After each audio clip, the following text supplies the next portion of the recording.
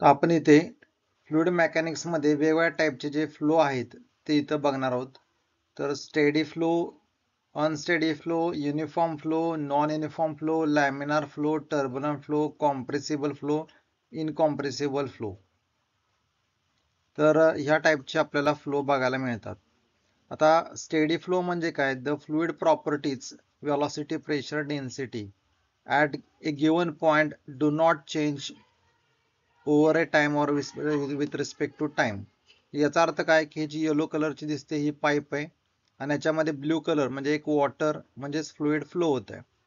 मग ह्या ठिकाणी जर आपण टाइम मोजला, प्रत्येक वेळेला जर व्हेलॉसिटी आणि प्रेशर आणि डेन्सिटी ह्या तीन प्रॉपर्टीज जर मोजल्या तर त्या आपल्याला बदलताना दिसत नाहीत.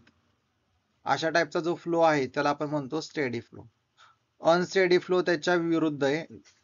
काय तर व्हेलॉसिटी, प्रेशर, डेन्सिटी ह्या ज्या प्रॉपर्टी आहेत तर त्या प्रत्येक वेळेला बदलतात. म्हणजे आता आपण बघितलं तर व्हेलॉसिटी, प्रेशर, डेन्सिटी एक असेल तर थोड्या वेळानंतर त्या तुम्हाला बदललेल्या दिसतात. ह्या टाईपचा जो फ्लो आहे त्याला आपण म्हणतो अनस्टेडी फ्लो. नेक्स्ट आहे uniform flow. The flow in which velocity at given time does not change with respect to space. समजा ही पाईप आहे आणि ह्या ठिकाणापासून ते ह्या ठिकाणापर्यंत आपण ह्या लिक्विडची जर व्हेलॉसिटी बघितली तर ती व्हेलॉसिटी जर सेमच राहिली तर आपण त्याला म्हणणार आहे युनिफॉर्म फ्लो. का तर व्हेलॉसिटी बदलत नाही, डज नॉट चेंज. पण जर व्हेलॉसिटी बदलत असेल तर आपण त्याला म्हणणार आहे non uniform flow. Laminar flow.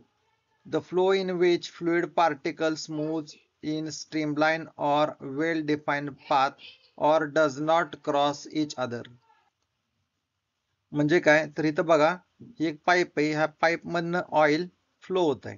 म्हणजे जर हे फ्लो होतंय तर ते आपल्याला कसं दिसतंय? एकदम स्मूथ दिसतंय फ्लो. म्हणजे याच्यामध्ये जे पार्टिकल्स आहेत ते काय होतात?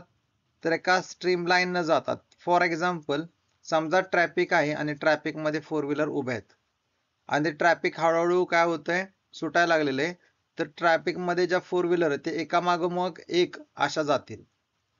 तर आपल्याला त्या टाईपचा जो फ्लो आहे, म्हणजे एक्झाम्पल म्हणून घेतलं इथं, काय ते गाड्या म्हणजे काय फ्लुइड नव्हे. फ्लुइड मध्ये जे पार्टिकल्स आहेत ते काय असतात? एका स्ट्रीमलाईन मध्ये जातात, एका लाईनीतच जातात, ते एकमेकांना क्रॉस करत नाहीत. अशा टाईपचा जो फ्लो आहे त्याला आपण म्हणणार आहे लॅमिनार फ्लो. ह्याच्या अपोजिट टर्ब्युलंट फ्लो आपल्याला बघायला मिळतो. The flow in which fluid particle moves in zigzag way और cross each other. Same example इथं बघायला मिळेल. नळातनं जे पाणी येतंय ते कसं होतंय? कसंही वेडं वाकडं येतंय. जसं धबधब्यातलं पाणी पण बघा कसंही वेडं वाकडं जात असते. तर आपण त्याला काय म्हणतो? Turbulent flow. म्हणजे हा जे फ्लुइड पार्टिकल आहेत ते कसेही झिगझॅग वेनं काय होत असतात? मूव्ह होत असतात. तर अशा टाईपचा जो फ्लो आहे त्याला आपण म्हणणार आहे टर्ब्युलंट फ्लो. नेक्स्ट आहे कॉम्प्रेसिबल फ्लो. आता कॉम्प्रेसिबल फ्लो कशाला म्हणायचं? समजा इथे एक पंप आहे आणि या पंप मधनं काय केले? पाईपलाईन इथं दिसते. आता पाईपलाईन मधनं जेव्हा फ्लो जाईल त्यावेळेला इथला प्रत्येक ठिकाणचा एरिया हा काय दिसतोय? वेगवेगळा दिसतोय. मग हे जे फ्लुइड आहे हे काय असणार आहे? प्रेशराइज फ्लुइड आहे. मग ज्यावेळेला प्रेशराइज फ्लुइड आहे आणि त्यामध्ये एरिया जर वेगवेगळा झाला तर आपल्याला असं दिसतं प्रत्येक ठिकाणी जी डेन्सिटी आहे ती वेगवेगळी दिसते. म्हणजे फ्लुइड आहे ते कॉम्प्रेसिबल आहे. तर इथली जी डेन्सिटी आहे ती इथं आपल्याला डेन्सिटी वेगळी दिसेल, इथली डेन्सिटी वेगळी दिसेल. मग अशा टाईपचा जो फ्लो आहे त्याला आपण म्हणतो compressible flow.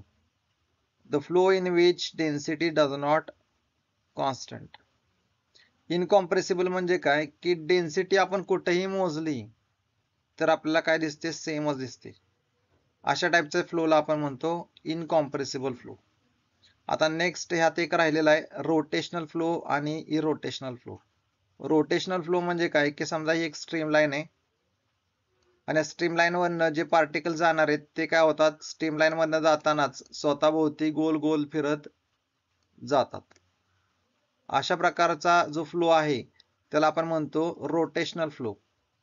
The flow in which fluid particles while moving in straight line also rotate about their own axis. It is called as rotational flow. and if it is not rotate then it is called as irrotational flow. ह्या दोन्ही definition ह्यात दिलेल्या नाहीयेत,